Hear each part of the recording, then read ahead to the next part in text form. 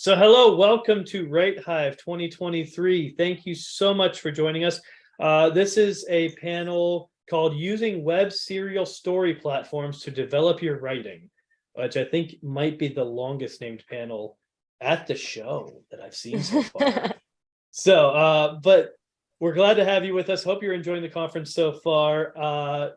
We're going to be talking today about web serial platforms, as I said, and how it affects the way that we present and write our stories. I'm your host, Tim McLaughlin. I do write a web serial, but don't really use platforms that are designed for that. So I'm really looking forward to hearing from our guests. So let's go ahead and let them introduce themselves. So please go ahead and say your name, what stories you have out there, what genres you're writing in, and kind of give us a sense of who you are and what perspective we're looking at here. So first, right to my side is Mary Beth Dalto. Hi, everyone. I am Mary Beth Dalto. I write as M. Dalto. I generally write anything fantasy, the whole gambit, upper YA, NA mostly. Cut to the Bone is a paranormal fantasy, and I write high fantasy. I write portal fantasy. So generally anything in the fantasy realm. But then every now and again, I may switch it up. I may go mystery. I may go contemporary. Who knows? But again, that's one of the joys of working in a serialized platform, and I will get into that shortly. And with us also Mel Eaden. Hi. I'm Mel Eaden.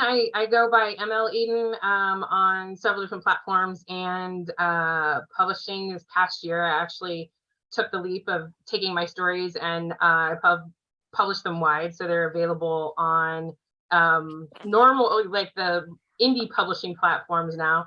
I write in particularly around the queer experience, and so queer monster romance is my kind of genre niche, with a lot of spec fic rolled into that, because I do a lot of my stories have a touch of sci-fi, contemporary fantasy for sure, because whenever you're talking about monsters, you're in the contemporary fantasy section, so I mean, you could do high fantasy. That's another possibility, but mostly I write contemporary fantasy in that, and I do have some just contemporary stories, short stories that are out there around I wouldn't call them romance because they don't have HEAs, but they flirt with different genres like horror and I have a seafaring story, so it's just like it's kind of like more contemporary stuff is all over the place. But I love queer monster romance. I love writing from a queer perspective, and so that's I use that quite a bit in my stories, and it was definitely a consideration when I started choosing what platforms to write on. So. Now, we are talking about serial fiction, and we're talking about serial platforms. And so kind of to get us into the topic, I want to kind of zoom in on what it is we're talking about. So, because there's various ways to present serial fiction in the modern day. Some of the big ones, like the platforms like Tapas and Ruby Road and stuff like, or Royal Road, stuff like we're going to be talking about. There's also the custom websites and the email things that are going on, like Dracula Daily and Letters from Watson and things like this that are becoming a big thing. So if you could just give us a moment to give the audience a moment to kind of explain what these options are and why you focused on platforms that are specifically for web serials. Yeah, sure, definitely. So I write predominantly on Wattpad. I've been writing on Wattpad since 2016. The reason I went there is because I had finally wrote my first story. Had one bad reader tell me that I should never write again.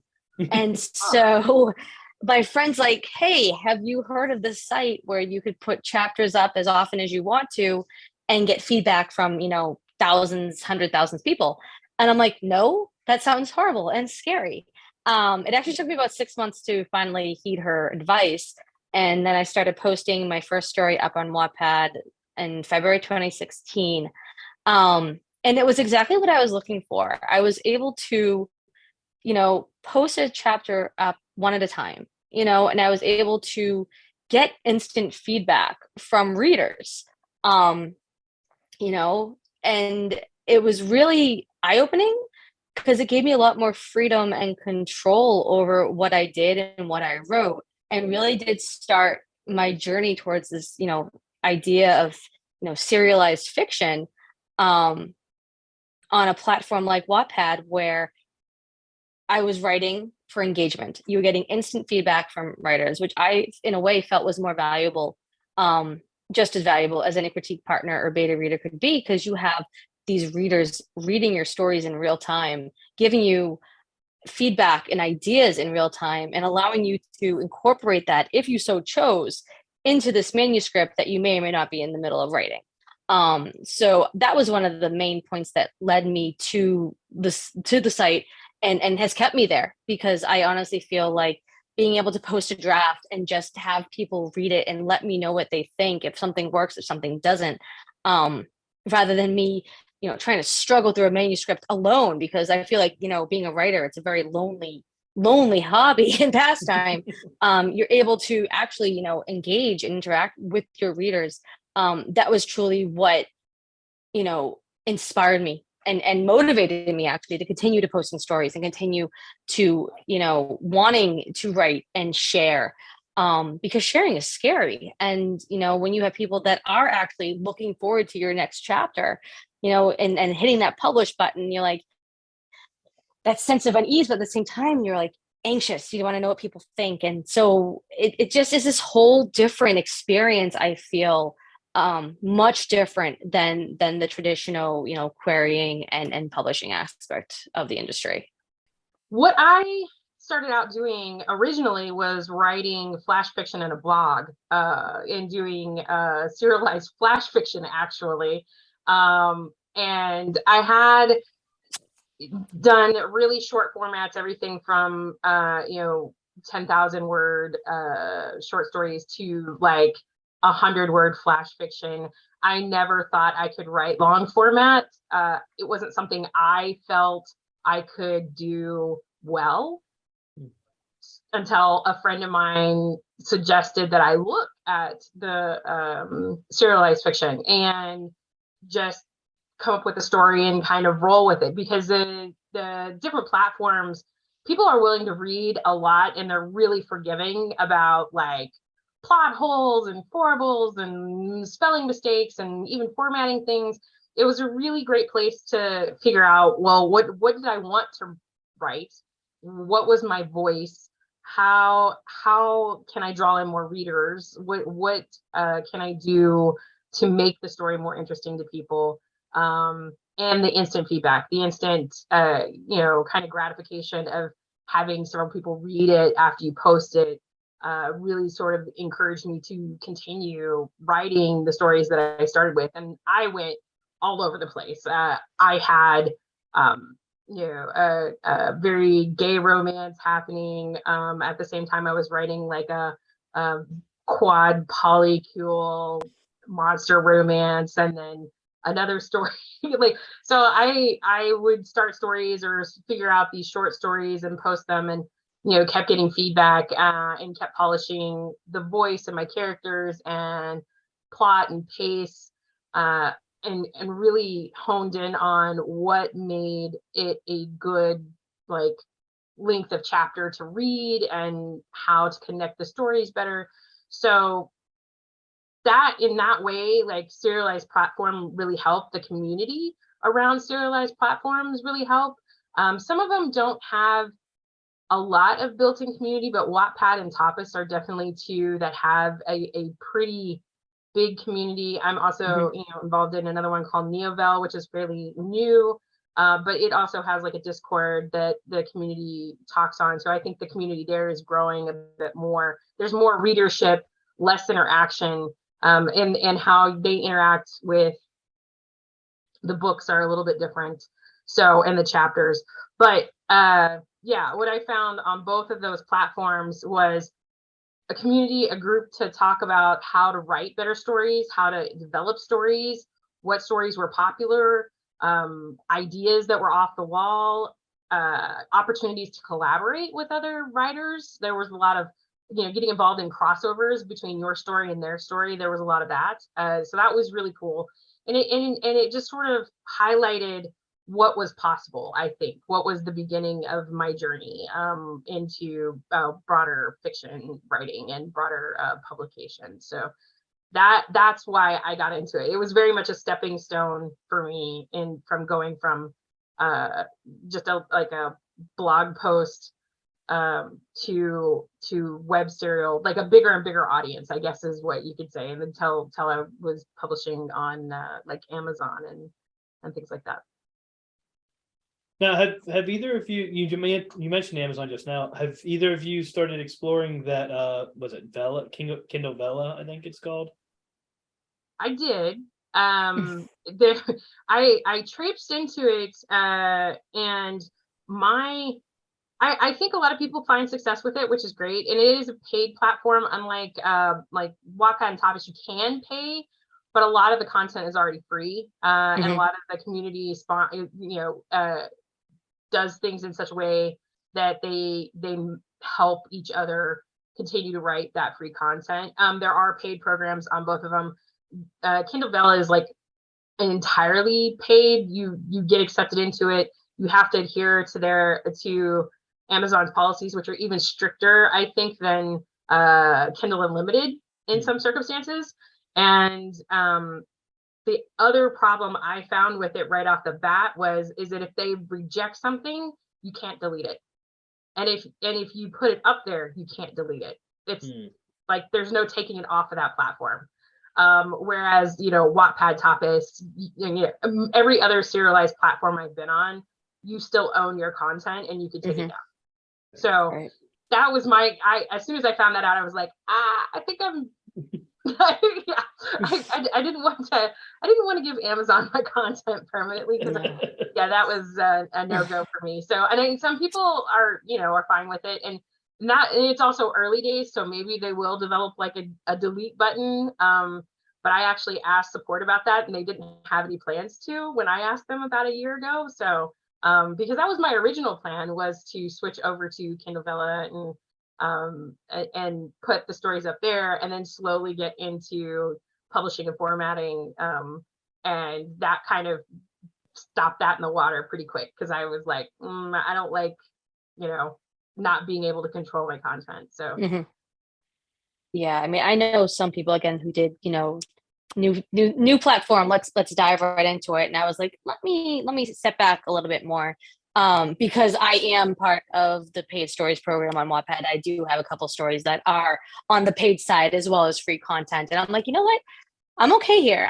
I'm comfortable here. And very similar to what Mel said, I have control over my content still. I can add, I can delete, I can unpublish, I have the control. It is still my work. And giving one more little piece to Amazon just didn't feel 100% okay with me. So I was totally fine staying where I was. That all makes sense. So you guys have talked about a few different platforms and how you kind of transitioned into them. What would you say to people that are looking to follow that route, to enter Wattpad or this new? What was the one you said it was new? Neoville. Neoville?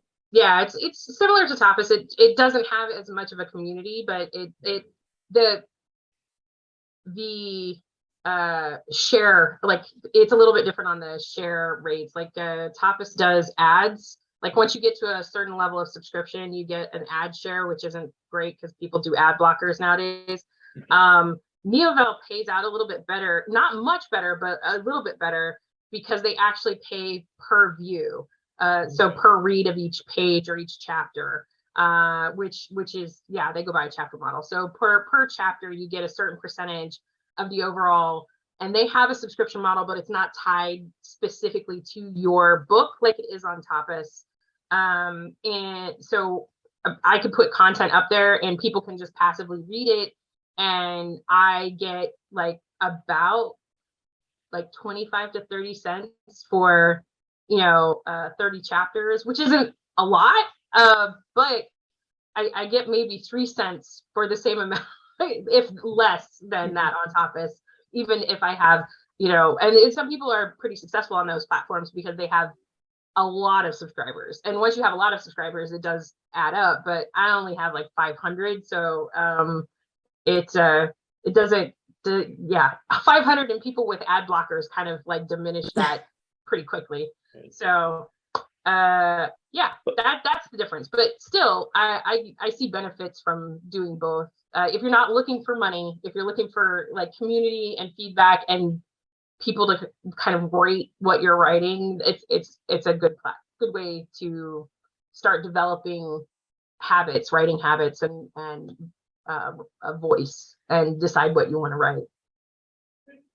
So how would you suggest that someone get started getting established on these various sites, on the ones that you're on? I know personally I tried Tapas and could not get the hang of it. So like how does one arrive and start to build an audience and start to present your story that in a way that will connect with that community? It's like you have to look for the community you want to be in. So Tapas is very queer oriented. That was important to me. I wanted to make sure that it was representative of the genres I wanted to write. Wattpad is also queer oriented. The community is a little bit different. The community engagement, you want to look for that too. Tapas is very much on forums and Discord. Wattpad, from my perspective, and maybe this might be different now, but when I first started looking at Wattpad, it was very much like you collaborating, getting to contests, and that's how you got more traction with a lot of readers, is by exposure via Wattpad contests. And yeah, so really, I would suggest, I definitely suggest community, looking at the community, looking at what the popular genres are for that platform, and decide what the best place would be. Wattpad has changed a lot in the last few years. Like, I mean, they definitely have gotten rid of, they used to have forums, they got rid of their community forums. So getting seen and engagement with the community is a lot more effort than it used to be. That's not to say there isn't anything. There actually are a lot of great Discord groups. Writers Connects is another one, and there are a lot of like, independent, groups run by Wattpad writers that are, trying to bring everyone together still, even though there's not much of a space as it once was on the platform. So without that, coming into the platform cold is work. I mean, and it's going to be, I think, anywhere you go, is that, same thing with like traditional publishing or anything along those lines, is you have to put in the effort, you got to put in the work. So not only do you have to have a story, you have to, get the readers. And very similar to what Mel said, is that one of the best ways that I've, told people coming to Wattpad is engagement. Engage with your readers. If someone comes to your story and is reading and is leaving comments, respond to them. Hey, thank you for reading. Interact with your readers so that they know you're there. And nothing beats being appreciated both ways. They're there to read your story. Readers love to know that an author is thankful for it. Again, very similar to what Mel said. A lot of other engagement things you can do there are contests, and there are competitions, and there are book clubs, and these are all different things to get your work out there. Not all of them are Wattpad run, though there are definitely contests and competitions that are by Wattpad itself and its ambassadors, the volunteers that run the site. And so I would tell anybody, get involved. You're already sharing your story on this platform. Get it in front of more eyes. The more eyes you can get in front, the more readers you're going to get. The more readers you're going to get, they're going to tell their friends about it. People are going to see it. People are going to want to read it. People are going to want to come to your profile, find one story, and maybe read your next one. So it really is, content. It is very content based. Is you have to have a story. You have to keep publishing that story. Readers like schedules, try to do it once a week if you can, try to maintain so that they know what they're coming back for, and that they know they're going to keep getting something new. So a lot of it is seems like you're pleasing your readers, and that's what it is. I mean, you wrote the story that you want to write, but now readers want readers to want to read that story. So yeah, it is going to be a little work, a little effort, but if you put that out there, it will show and it will pay off. Now, one of the big things about serial fiction is obviously that it is serialized. There is a regular kind of publishing sequence. On these platforms, have you noticed if there's a particular rate at which chapters should go up that is going to be ideal, or too far spaced out, or too fast, or anything like that? Like, is there a comfortable range, and how do you maintain that over the long haul? Yeah, I mean, generally, rule of thumb is at least once a week. If you can get two, you're going to be a reader's best friend. But once a week, I think, is safe, especially if you're starting out. And one of the best ways to do that is to make sure you have the content already prepared. I say this, but I am the worst person when it comes to this because I do not plan my stories. I do not often write that much ahead. And that's why I have so many unfinished works. But I will say, if you have a story, as much as you want to try to get it out there, the whole thing all at once a week, and leave it on a cliffhanger, honestly, because that is what the key to serialization of a story is. That it's almost, think of it like, like it's a TV episode, leave the reader wanting more, and then let them know that it's going to be coming the same time next week so they can prepare for that. They can space out their reading. They may want to binge a couple of chapters before they go to the next one, but at least if you let them know when it's coming, they can depend on you, they can trust you, and know that you're going to deliver just as you promised. Being consistent, whatever that is. I know people have done once a week, twice a week, once every 2 weeks. That consistency is really important for a lot of people. So they expect it's going to get delivered like midnight on Saturday or whatever your publishing schedule is. That is important. The other thing, planning ahead is great. Some stories I've done really well with, and other stories I'm like a week out going, oh, I need like 2 chapters this week. What am I going to do? COVID gave me some advantages. I wouldn't recommend this for anybody. I was running 2 stories at the same time, publishing 2 chapters for both of them. But there wasn't much else to do. So, so it was like, I was just a fount of like story happening. And that was great. It was fun. It was, you could get really addicted to the user feedback when you post, and after you post and they read it, and they're voracious. Readers are voracious on these platforms. The questions and things that you get, so you could get really addictive. I had one point I had to shut off my notifications for Tapas because I would wake up at 2 and 3 in the morning to notifications that were just posted from other parts of the world because I'm in the States, and they would just be like, oh, this is great. And I feel obligated to respond because they posted right. And don't do that to yourself. I gave myself insomnia, I think, a couple of times doing that, because it almost became like an alarm. I would wake up at like 2:30 and check my notification. Oh, so-and-so posted. Like, I had very dedicated readers for a couple of the stories, and that's great. It's not like they couldn't have waited a couple more hours for me to give them a response, but yeah, what are you gonna do? Pandemic.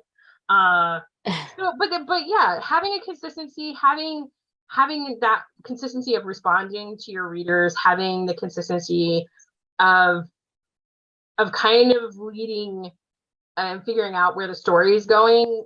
I know a lot of readers don't mind that, because some stories are 500 chapters long, and just keep going. And people enjoy that. I'm very much, give me a book link, give me something that kind of bookends. Even if there's another book or another series or another whatever coming up, I very much like having an ending to the story that I can hang on to. But some people don't, and that's okay. I think that also comes out of like where web serialization kind of branched off of, which is fanfic and webtoons and web cartoons. So those two sort of came together and had web serial babies, and that's where we're at now with doing web serialization. It's important to keep engaging and keep understanding, where people think your story is going, where you think your story is going, and to just do that. Like if it's a romance, make sure there's an HEA. If it's a horror, make sure there's plenty of like build up to the big reveal. Every genre has its niche, like its thing. And if you're writing in that genre, you've got to make sure the payoff is there for the readers. Because I don't know about anybody else, but I don't want to read like 30 chapters in and I don't know what's going on. Some people like that, but I'm not, So, and I think that's kind of, with web serialization, it's really easy to get lost in that. So you have to be really careful. So that's the other thing I recommend is like, figure out an ending, even if it's like 500 chapters or even like story arcs, figure out an end to the story arc, even if it has a little bit of a cliffhanger. That's what I personally do. Like if I know I'm going to write another book or write more chapters, I'll make sure there's a story arc that has like a landing and people go, oh, okay, all right, and then next week, so it has that effect. It really does kind of parallel TV in a lot of ways, or old school like radio serials, like I don't, maybe I'm really showing my age, but we used to listen to those in school, and they don't do them anymore, but it used to be that, like the most famous one is War of the Worlds, right? Like, so they would do this whole program and tell a story, and that's kind of what you want to go for, is something that'll fit in a couple of minutes for the reader to continue reading and come back next week and be drawn into the story. So we've been talking a lot about audiences, about the readers that you're connecting with and stuff like that. And I want to spend a little time kind of focusing on them for a few questions. So first of all, how do you really kind of diving into the nuts and bolts of how do you start connecting with an audience and how do you start engaging them? And, you were talking about finding the right audience for your story. How do you even start to parse that out? For me, it was finding other authors. Like I actually started with other authors, finding other authors that were writing something similar to me and commenting on their stories and saying, oh, I'm writing the story over here. And then we talk about each other's writing processes, stories, whatever, and then slowly developing a circle of writers and then helping each other promote each other's stories. That really helped engage and get more readers, and then you're engaging readers. I also leveraged a lot of Instagram and Twitter, because people that read not only read like a lot of regular books, but they'll read web serials. I still read web serials. I have several that I still follow, and so I'm always engaged with the folks that are writing or talking about their, oh hey, I posted a chapter, and so that's helped quite a bit. Is the back and forth. It's because while you're an author, your audience is a lot of times other authors to begin with, and then other readers.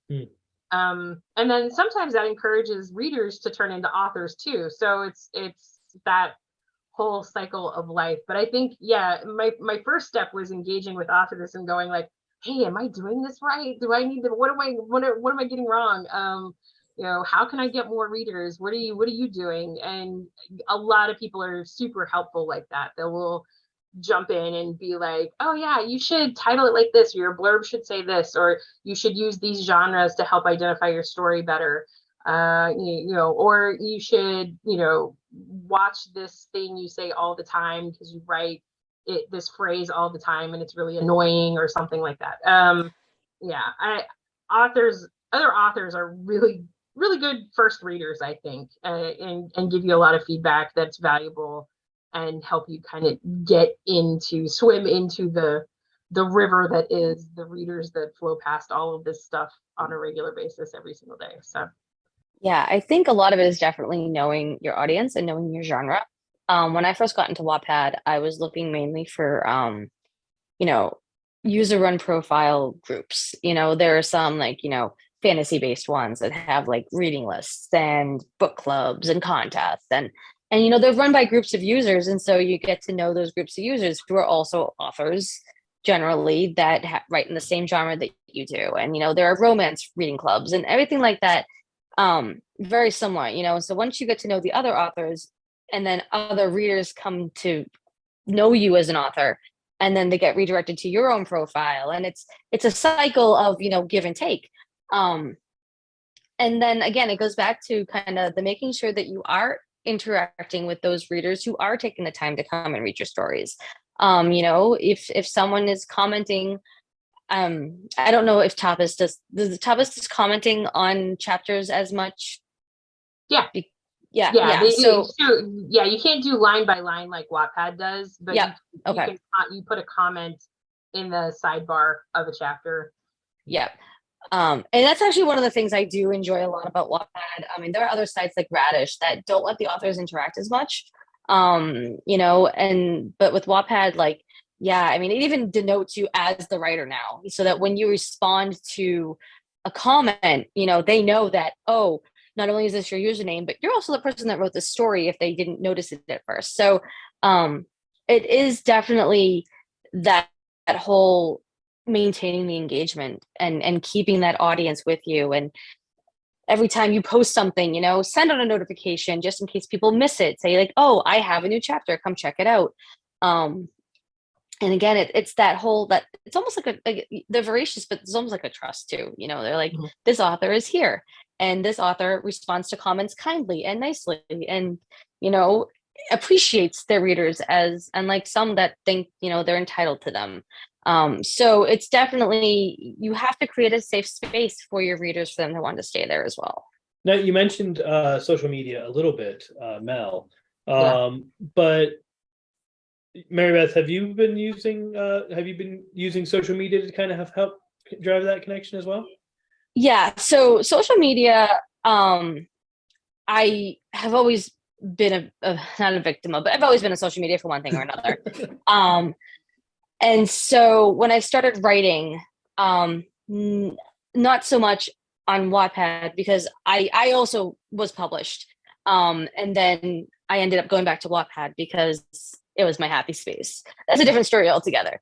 But I continue to do it. And using social media for marketing, using social media to promote your stories, whether it's Wattpad or traditional publishing or anything on Amazon Kindle.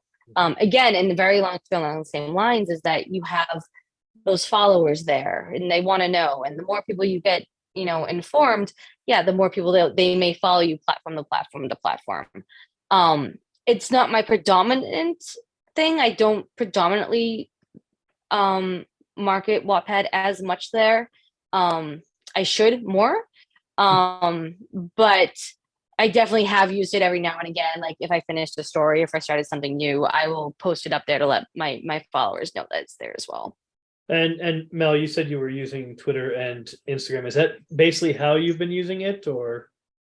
Yeah, from the very beginning, I got on Twitter to kind of find other writers to understand what was going on, or who was writing in the genres, who's out there. A lot of science fiction fantasy writers I initially followed just to kind of get an idea of what their process was, how they used the platforms. And then I followed a lot of Tapas and Wattpad writers. And to my surprise, like they were generally posting about, they put up a chapter. If they're putting up a chapter every week, they would put up a little post on social media saying new chapter, a lot of times involving a graphic or something. It actually helped me develop skills on how to market my stuff now, which was great because there's really low stakes in saying, oh, hey, I have a new chapter up, here's here's a funky graphic, like have fun. And investing a little bit more in art and things like that help catch people's eyes and catch readers, and then also the engagement from other authors, like retweeting or sharing or putting it on stories or reels, really does help grab other readers. I know there's a couple of Tapas authors that have gone to TikTok and been very successful. Getting more engagement across several platforms that they write on, Tapas or Wattpad, and then also moving to Patreon and developing a Patreon platform as well that supports them, and actually being able to support themselves off of serialization, which is great. It's a lot of work, though. It is a lot of work to go that direction.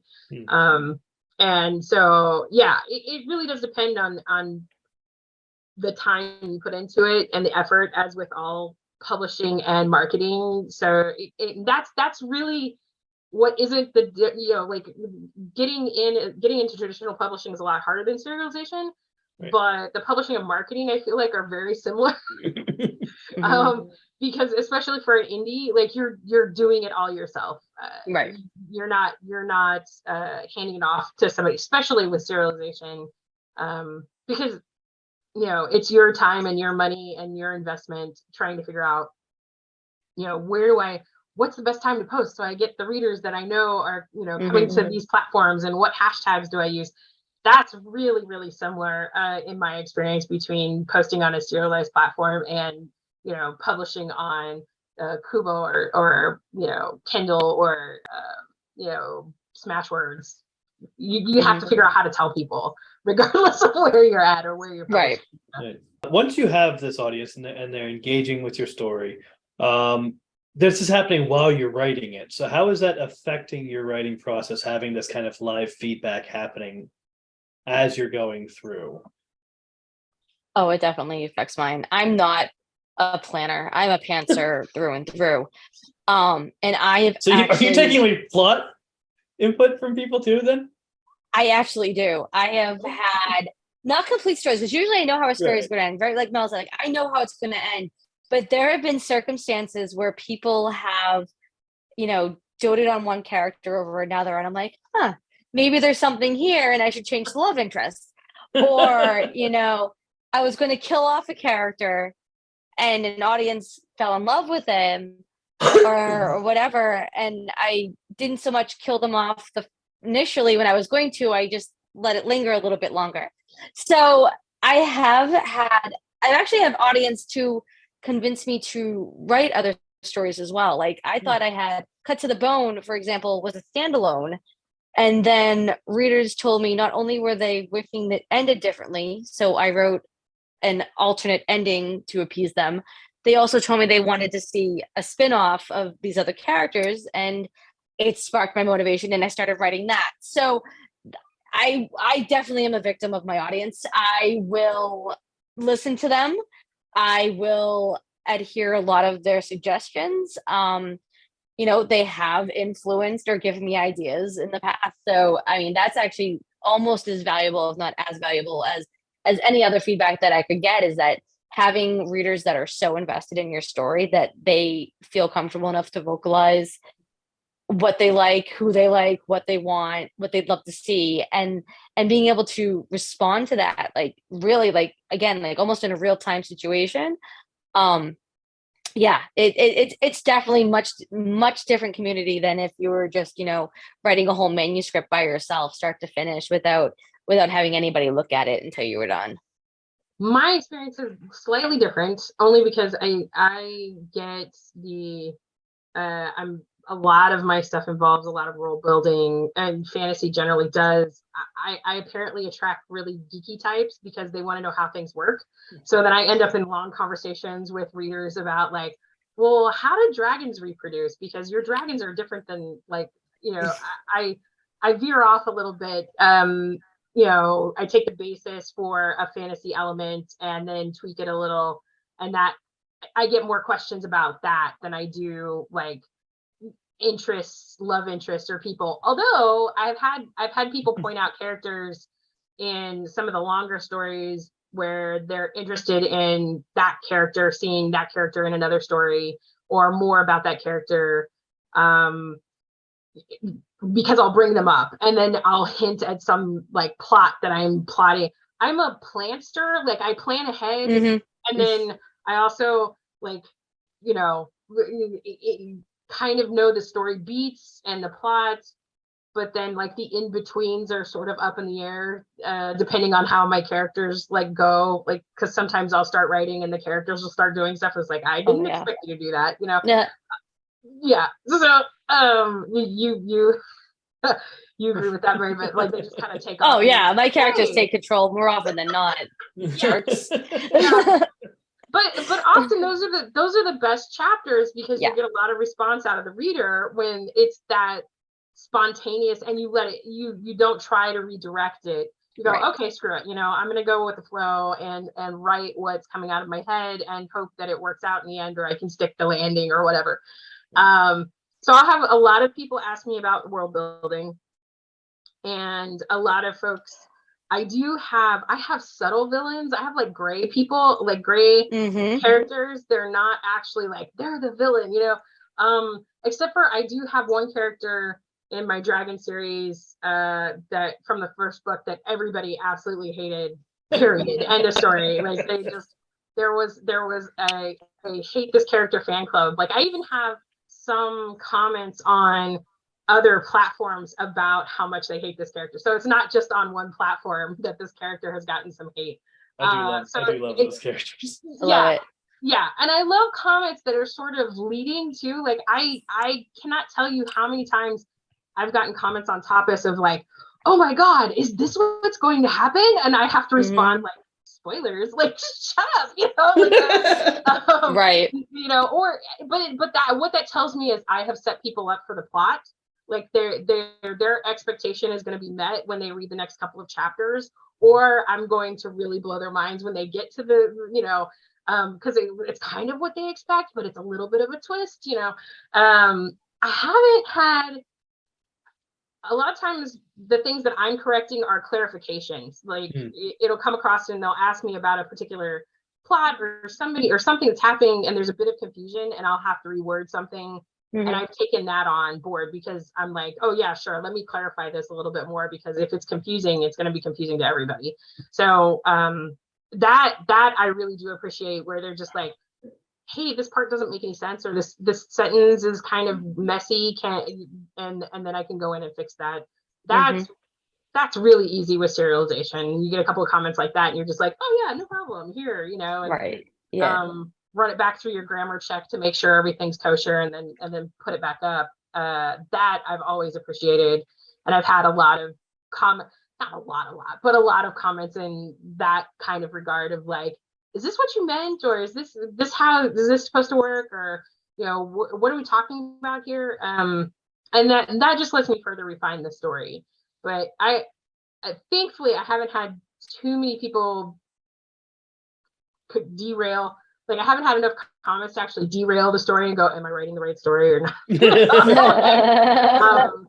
Which is great, because I think that I would have gotten, it's like, I can't trust myself anymore. I don't know what I'm doing. Right. No, thankfully, I think the readers really trust the authors to write the story that they want to read, which is a weird trust to have, right? Like, it's a very sort of unconditional, like, as long as you're writing the genre and you're giving me what I kind of expect, or I'm gonna follow you, because this is pretty cool so far. So that's a pretty cool thing. Now, how do you establish boundaries to all of this? Because we're talking, I'm hearing a lot of like the ways that the input from the readers is impacting the story or impacting your style in writing the story.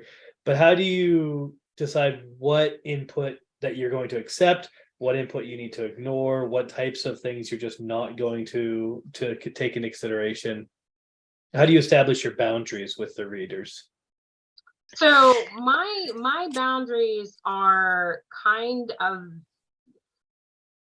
they're not static. I do take feedback. I do take feedback from people, but I have gotten feedback in some of my stories that there's too much sexual content. There's too much open relationship. I do tend to write from a polyamory point of view. I do tend to write really messy characters.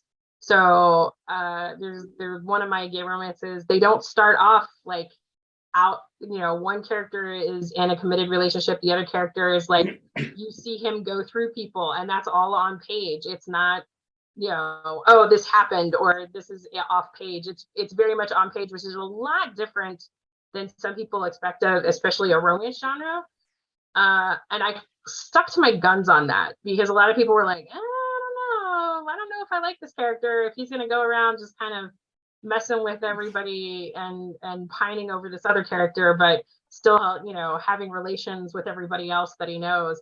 And I'm like, but that's the character. That's I wanted to show that that's his makeup, and that's how, you know, how he interacts with other people, because there's hints to what he's like and who he is as a character. And a lot of my stories are very character driven.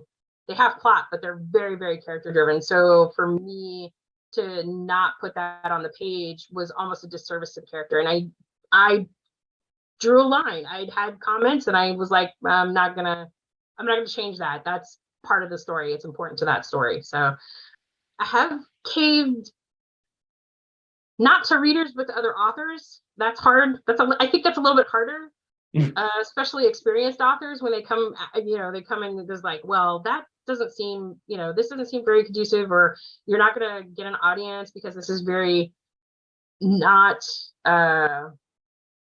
written to market. Like that, I'll get that comment. It's like, well, the typical romance has these typical beats or these typical plot points, or, you know, this subgenre has XYZ.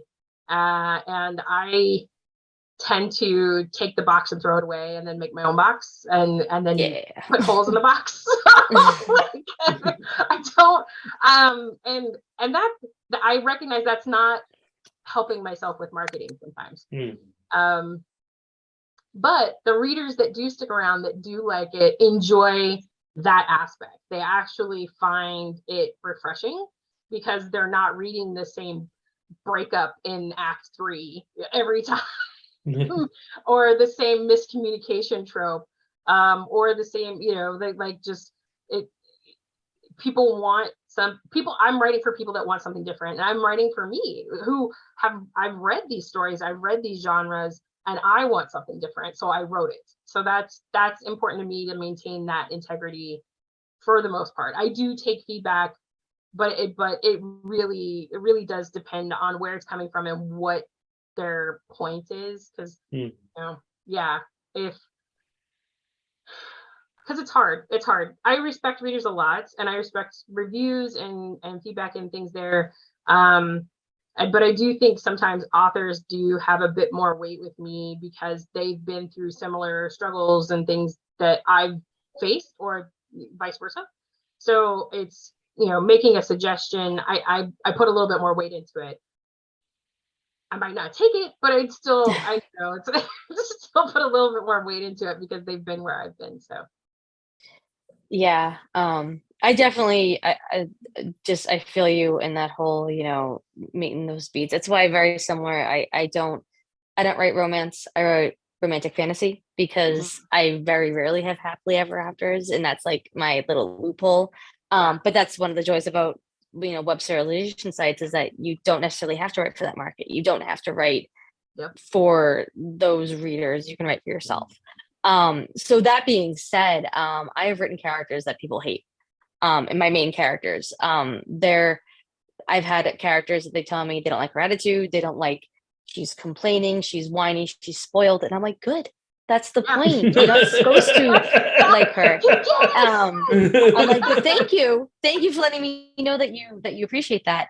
And you know, I mean, and it's the story about her growth. So she starts as a spoiled princess, and you know, she has to take on responsibility. And by the end of the story, they're not complaining so much anymore. So I'm just like, okay, that's cool.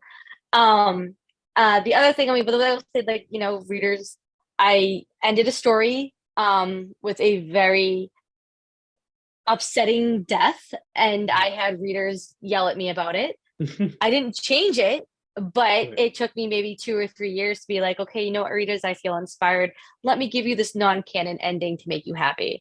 And I've had readers saying this should be the real ending, and I'm like, too bad, so sad. But enjoy it while you can. But so things like that, you know, I compromise with them sometimes, you know. Would I ever actually change anything because of readers like, I don't like XYZ? No, this is my story at the end of the day. I will say thank you for your input. I appreciate your time. And then it's my choice whether or not I do it or not. Granted, I mean, grammar line edits, stuff like that. That's always appreciated. And I do obviously always say thank you to my readers for that. But I do definitely draw the line when it comes to actual true content in my story, like what I wrote and what I want to write and what I'm going to write. People don't have to like it. It's the same thing with reviews. Not everyone's going to like your story, and that's fine. It's my story. So I won't ever really change a story to appease an audience. If they want to stop reading for whatever reason, I mean, that's great. They gave me a chance and they can find something else that suits them. I don't want to waste their time, just like I don't want anybody wasting mine. So again, it's that whole, mutual give and take, respect, and understand that, yeah, at the end of the day, it's still my story.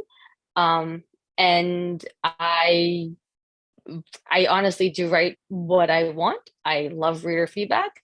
But if they expect me to change it because they don't like this one character, that won't ever happen. Kind of coming away from audiences for a moment, with the serial setup on these websites, how do you figure out kind of what your chapter length or your post length or things like that? How do you figure out, okay, this is how many posts it's going to take to tell this story, or this is how I need to space it out, or kind of how do you work out what your entry scope is going to be? Sure. Specifically for Wattpad, the average chapter is 1,500 to 3,000 words. Beyond that, you're going to lose a reader. Less than that, a reader is going to feel like they were cheated out of an update. So when I do write my chapters, I do aim for that sweet spot. 1,500 to 2,000 words is usually what I aim for. And my stories go for on as long as they need to.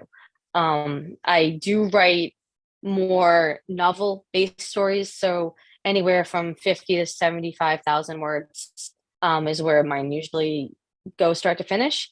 Sometimes they're standalone, sometimes they are part of a series, so they can go on for longer. But that's usually where I aim. Sometimes it's a struggle more than other, because I do try to also think in that serialized aspect of it, like every chapter has its own arc as well. So I juggle that, depending. And it also depends on where that sweet spot of that cliffhanger is. Sometimes I might find that spot, a little bit shy of where I want to be, but I realize that if I try to go longer, it won't be as effective if I don't. So it really does depend on, where I am in the story and what I'm trying to tell and what effect, whether it's, plot wise or aesthetically or introducing a character or whatever it is that's going to have the most effect on the readers, is how I try to manage it. Yeah, my approach is pretty much the same. 1,000 to 1,500, especially on Tapas, they generally want you to shoot for around 1,000, either plus or minus a couple hundred words. It makes the chapters very bingeable, which if somebody's trying to catch up, I've had people hit my content and literally read everything I have within a day and a half. And to me, that blows my mind. But people do it all the time.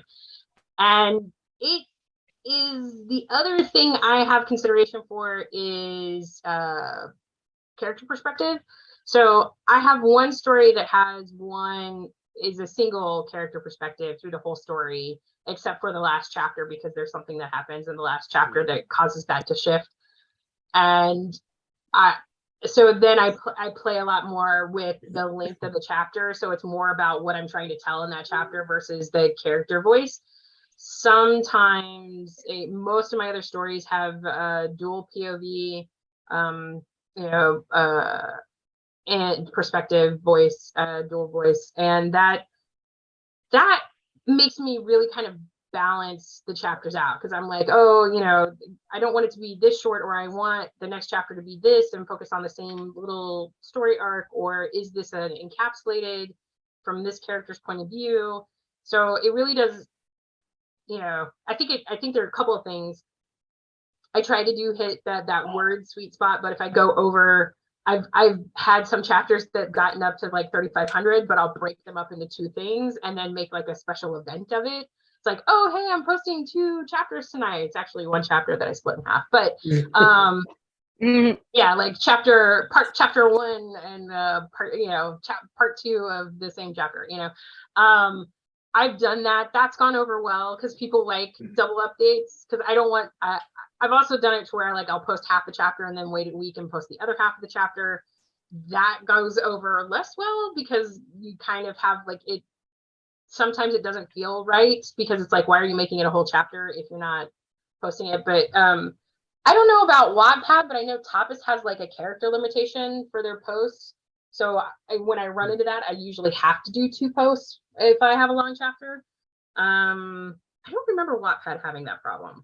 It has a limit. It's a big limit though. Yeah. Oh, okay. Yeah. Yeah. So I've never hit the limit on Wattpad. I have hit the limit a couple of times on Tapas because they have like a 25, and they go by character count. They don't go by word count. So if you go over like 15,000 characters, I think it is, which is close to like the 3,000 word mark, give or take some spaces and whatnot, it won't let you post. So you end up having to cut your chapter up anyway. So, and does kind of the way that you end up seeing the readers engage with the updates, like does that give you a sense of like if your pacing is working out? Do you make adjustments for that? Do you make changes to how you're laying out your chapters based on kind of the frequency and stuff like that?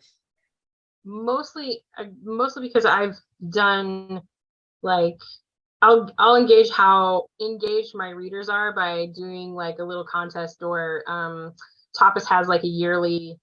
They used to do a spring one, but it's mostly an inks giving, like right around November. You can give authors more ink versus like, you know, a prescribed amount of ink sometimes, or a way to like do it as a fun event, because if the more ink you give, the more you kind of get back. You get like 20% of that back, and they have a whole program around it. So I'll do goals. A lot of authors on Tapas will do goals around those gifts, like ink gifts, and the idea is that like, hey, if I get 20,000 ink in the next couple of days or 30 days or by next month, then I will start posting twice a week instead of once a week. And so that's a really good way, at least on that platform, to engage how active your readers are and what they're willing to get. Because if you're willing to do something, they will be very proactive. I had one person literally, I put that up and I said, hey, I'll post this story. I'm running this story right now. Instead of posting once a week, I'll post twice a week. And literally within minutes, I had had the pledge, like people had pledged enough to get it to the twice a week. And then so I was like, okay, so y'all you really want this story. Okay, good.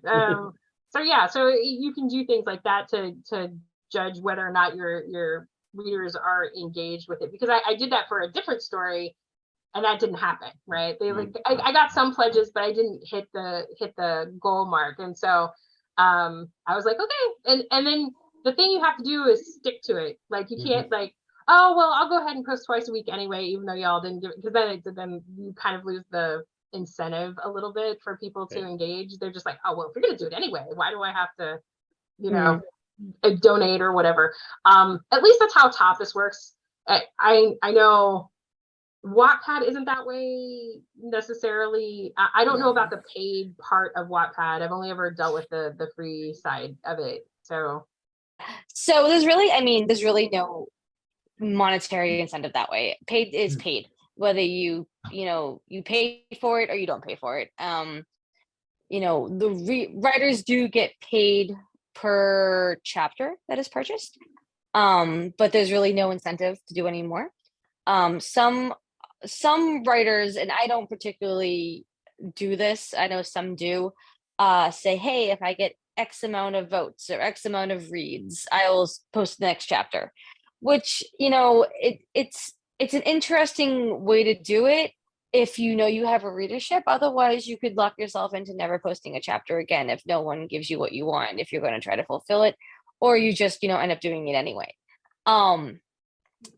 So I generally test my readership kind of by days. I have gone over the week to try to figure out what days get the most feedback I have a certain amount of readers that will, the minute I post a chapter, they're right there. They're reading it and they're voting and they're letting me know. So I recently upped my current updating schedule to 3 times a week, only because I have a lot of content that I'm trying to upload. And it seems to be okay so far. I may cut it back down to 2, just depending, to give my readers a break. Because I do feel like you're trying to, you don't want to overload them too, because if they have too much, then they're not going to be able to keep up with you either. So it is definitely depending on how I gauge the readers' reactions, pretty much as I upload chapters and when I upload them, and the time of day, and it varies, because life does get in the way too. And the one thing with Wattpad that's unfortunate is you cannot schedule your postings. You still have to do it manually on Wattpad. So what I may do is I may put my drafts up and then remember on a Monday that I need to post it, and then not do it until Tuesday. And that's on me, because that's human error. But the readers are still there, so that's great. But yeah, so it's a lot of times it's just like a personal gauging, just to see how it feels. Like, for example, I won't post on a Friday. I feel Fridays are very low engagement, just for me. So that's just one of those things I do learn as I go in my own experience. So at least for me, it's a lot of learning by doing in that. And my post days were Wednesdays and Saturdays. I had a lot of engagements on Wednesday nights, a lot of engagement on Saturday, like Saturday morning, when people wake up Saturday mornings. So I try to post like Friday at midnight or Saturday, that at that break where, so I was catching like the readership basically as across the planet, as it was, because I had readers as far away as Australia. So that was pretty cool, and that's really cool when you get to engage with people all over the world that are reading your stories, and giving you feedback and comments and whatnot. Now, are you basing these criteria on or these studies on like comments, or are there analytical tools that you get with these platforms that you can kind of introduce to new writers that are looking to use those sites? Yeah, Tapas comes with some analytics. You can see how many readers per day, and you can also see comments are an easy way to see when those get posted. What days are engaged on more. So, and the passive reading is a really good clue in too, because a lot of people that are passive readers, won't comment or won't like heart it, or because there's a couple of ways you can interact on Tapas. You can put a heart. You can put a comment, you can heart a comment, or you can you just get counted as a page read or a chapter read, and so that goes in the analytics, and those analytics generally show like you get a kind of a wave, and then if you figure out naturally, if you get a lot of readers anyway, like if you post, that'll be your highest day, is usually the day you post. So what you try to do is, if you have a break, or if you take a break and you see readers pick up while you're kind of on a break, if you tell people you're on a break, people will trip over your stuff in the search functions or whatever. That's when you can kind of find out a little bit more about when readers are naturally reading your things or naturally engaging with the platform. But yeah, I think it just depends on probably geolocation, where people are engaging with the platform more, and then and you paying attention to what analytics you do get, which is when people are posting comments, and when the different readership is coming out of in the spaces in between. Like if you take a week or two or a month off, like when did people naturally find your stuff, or in between the stories? I've found, and that's where I landed on Wednesdays and Saturdays, is kind of that. It's good. It's not great. It's not perfect, but yeah, I do check the analytics quite a bit on topics. So Wattpad does have some analytics, but I don't remember it being like very front and center. Oh no, it definitely does have it. You can every story has analytics set up, very similar to the same way of interacting. You can vote, you can comment, You know, you can inline comment, and now you actually can heart comments as well. Analytics does give you by day your unique readership, your comments per day, your votes per day, and then it will also show you your demographics, your age groups, your genders, your location in the country of where it's being read. I'm not the country, the world. It'll show you a world map. And then it also will show you something that's interesting is where people are reading and tapering off. Like per part or chapter, it'll show you if you're like 90%, 100% reading rate, or if people are dropping off at like 50, 60%, which is interesting because I always do wonder how they gauge that. It's like they go to a certain part of the page and then stop or go. It's an interesting one that it's a cool chart to see. But yeah, very similar where, you know, usually when I post a chapter, that's the highest. And then it goes down there. So I do check out the analytics a lot, maybe daily, if not every other day, just to see how the stories are doing. Even the ones that I'm not currently updating, the ones that have been completed, and just to see how people are still interacting with them and reading them, just to be, you know, again, very curious about the readership and seeing if people still are paying attention to the stories now that they're done updating and still, you know, on the platform.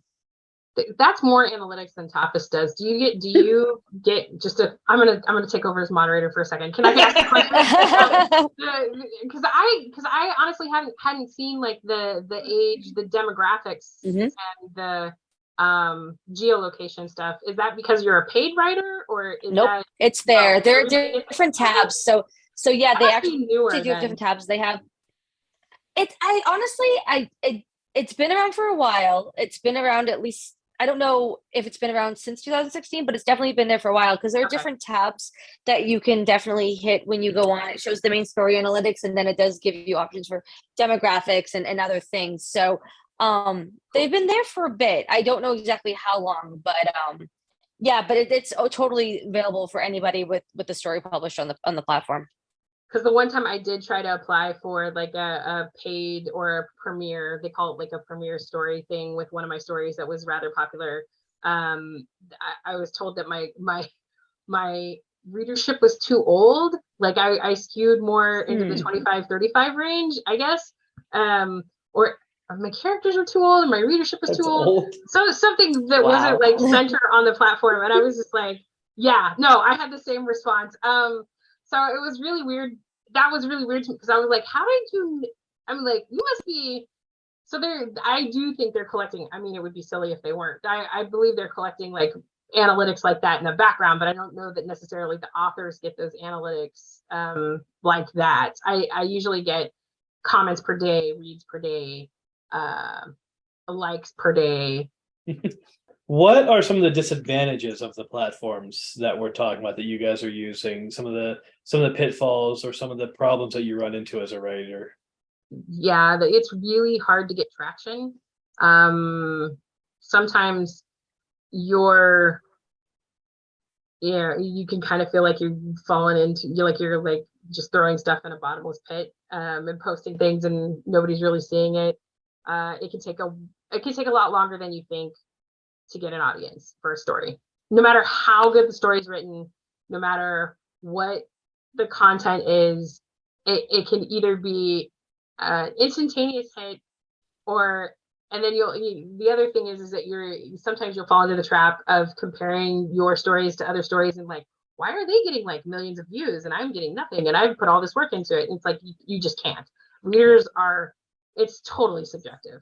Topics for a long time, queer stories still very popular on Tapas, but then like the Omegaverse kind of took over at one point, and there were just Omegaverse stories everywhere. And that was the thing. Like if you weren't an Omegaverse story, you were not getting read. It was just sort of how, unless you had like dedicated readers already, like they were kind of drifting off into these other spaces. But people come back, and I think if you kind of have to let it soak, which is not something that feels good sometimes.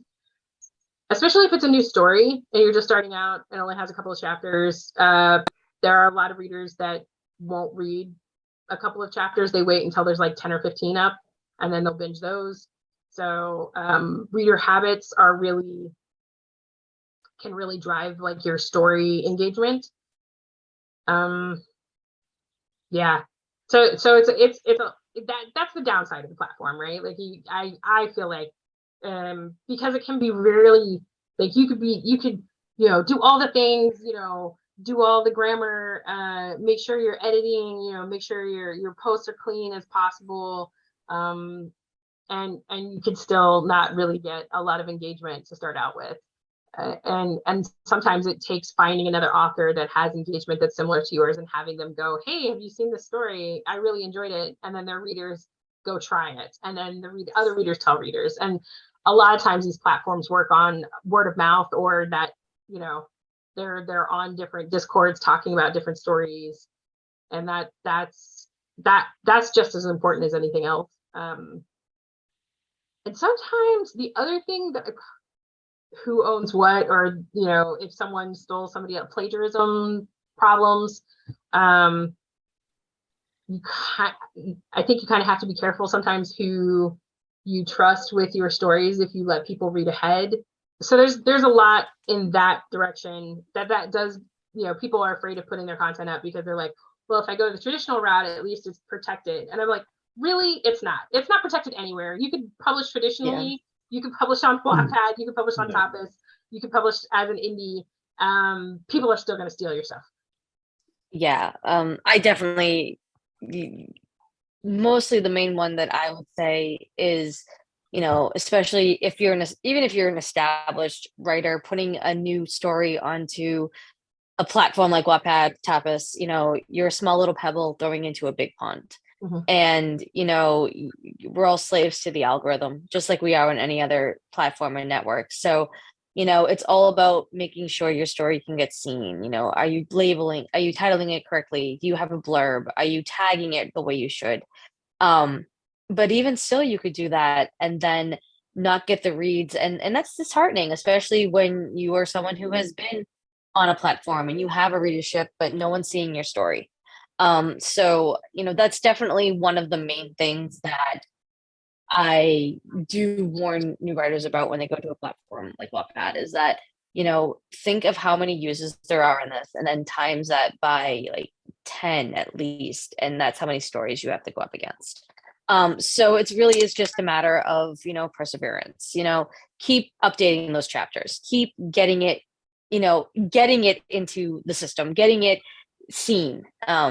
But yeah, so I mean, but there are statistics that because new writers post a story, they don't get the reads, they don't get the interactions, they will drop off the platform, and so it's just really, it's a vicious cycle where, people put the work into a story, want it read, it doesn't get read, they pull the story, and it's just, you have to just keep with it. You got to keep trying, you got to keep uploading, you got to keep sharing. And they said it's the whole industry itself is a marathon, it's not a sprint, and you have to adhere to that, even on these serialized platforms.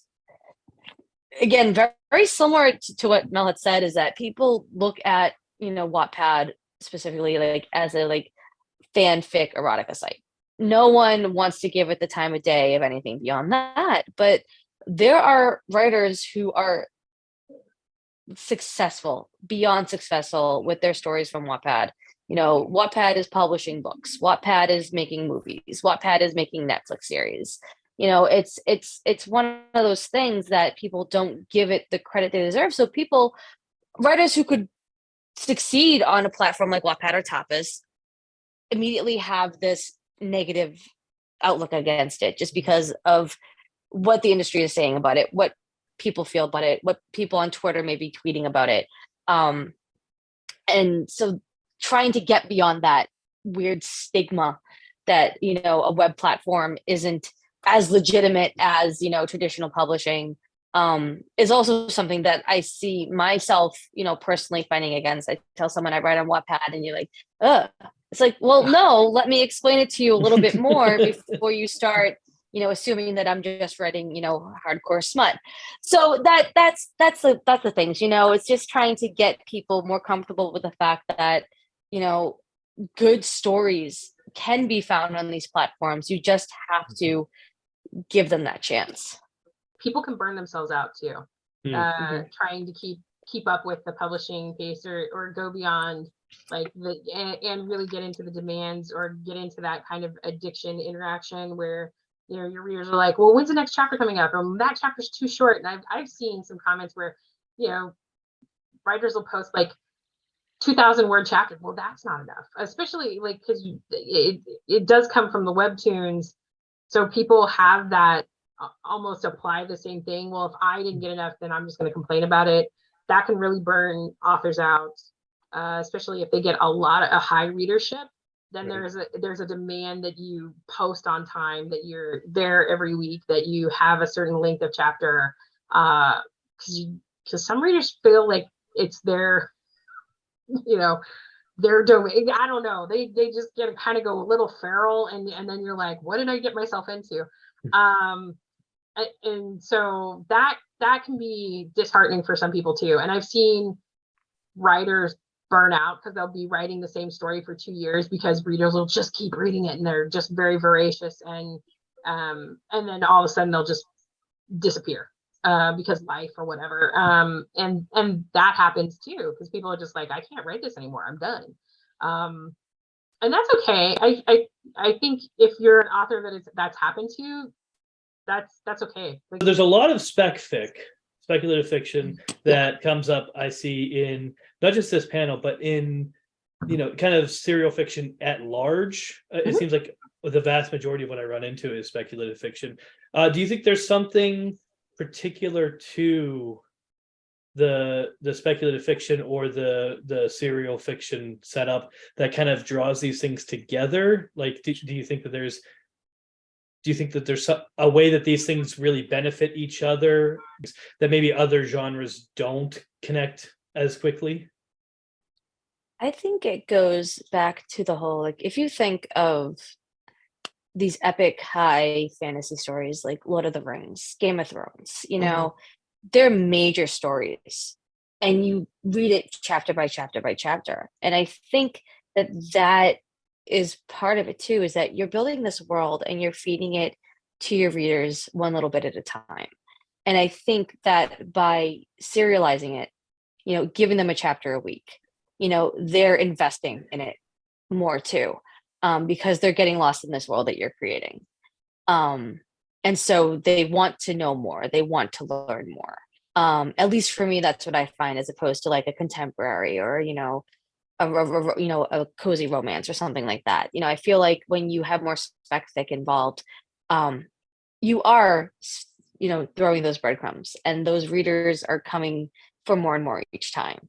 And so they're with you, learning with your characters through that whole experience. And, when your characters, hit that plot twist, your readers are feeling that plot twist. And so I think using the structure of serialization and web serialization, and taking that to your advantage definitely is good. Like I said, I keep doing a parallel to, these TV shows and like epic TV shows like Lost and stuff like that, where, you're trying to keep them on the edge of their seat for as long as you can.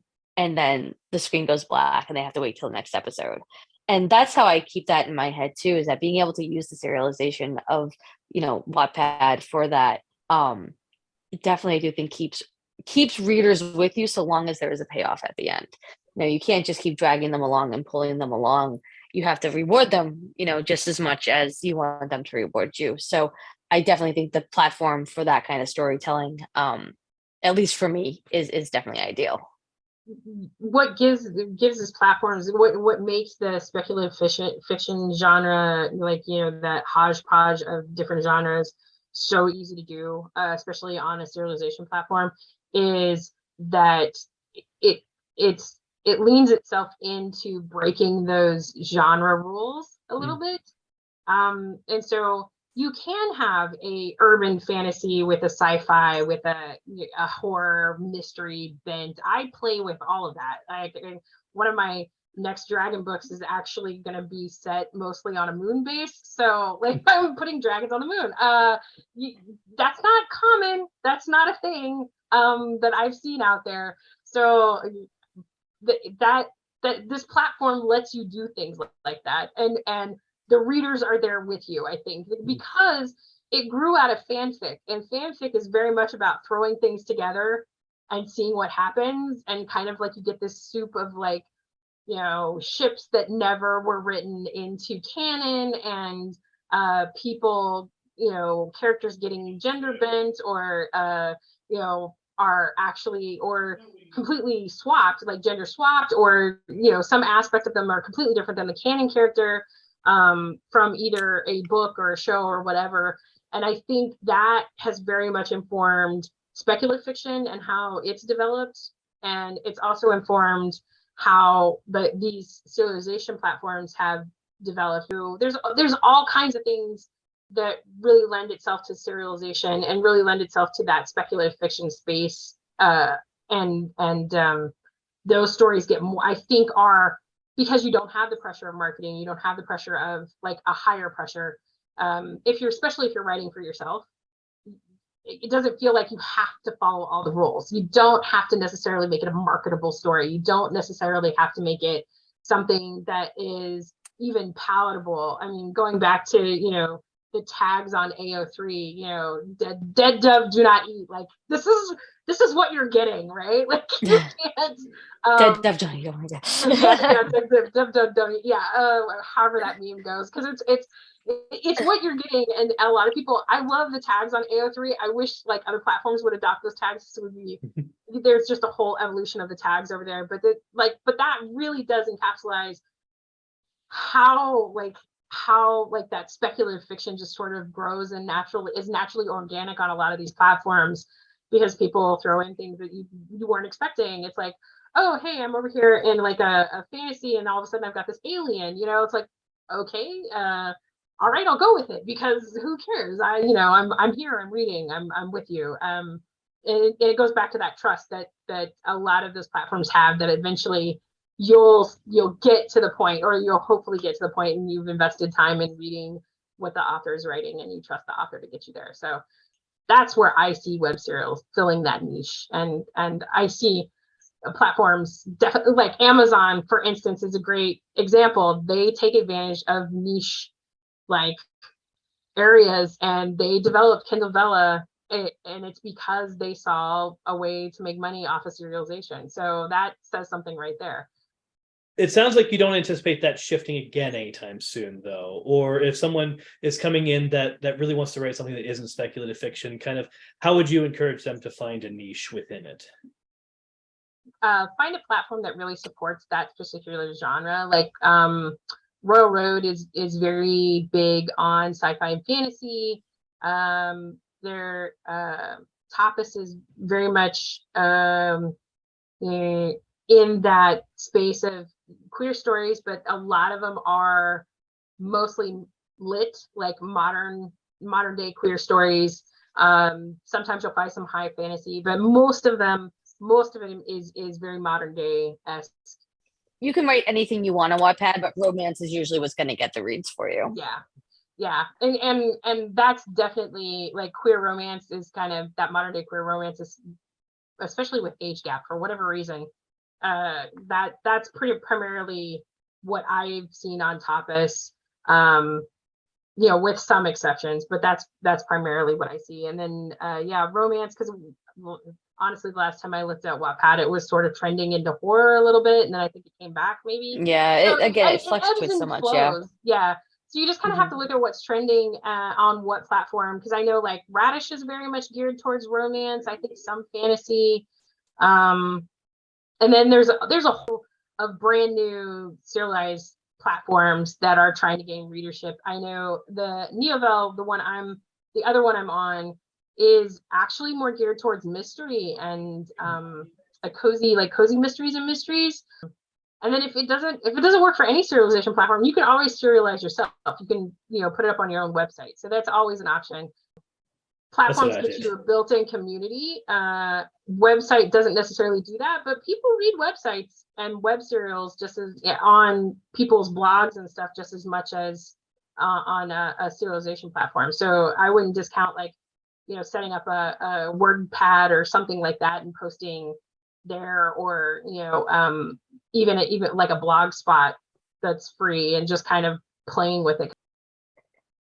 I would say, in addition to finding your audience, finding your platform, don't let it stop you from writing the story you want to write too. Just write it, share it. If it doesn't work one place, you can always go somewhere else. I mean, that's the good thing I think about web serialization platforms is that it's very fluid. You can control what you share. You can take it back. You can put it out again later at a later date.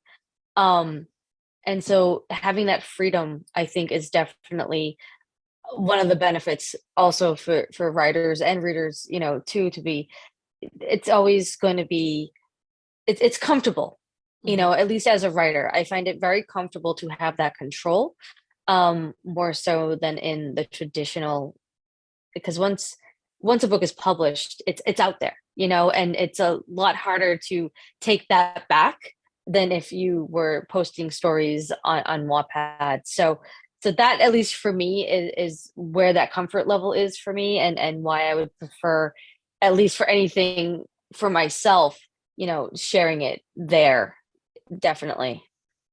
Let's just go ahead and one last time kind of remind everybody who you are and where you want people to find you online, social media, or where to find you on the web serial stuff, or if you have a personal website. Go ahead, Mel, if you wouldn't mind first. Yeah, so you can find me on my website at mleaden.com. I'm on all my socials are there. I have a newsletter, so Twitter, Instagram, Facebook, and you can check out my latest book that's coming out in May, which is Princess Tide. It's a merfolk Little Mermaid retelling, but it's actually queer. So it's the mermaid is a merman. So it's but it is different. It's not a specific retelling, but there are some hints. There are some hints that harken back to the story we grew up with. And I publish all of my stories across several platforms. Most of my stories are still the unedited versions, or mostly edited or less edited. I don't know how. Are still on Tapas.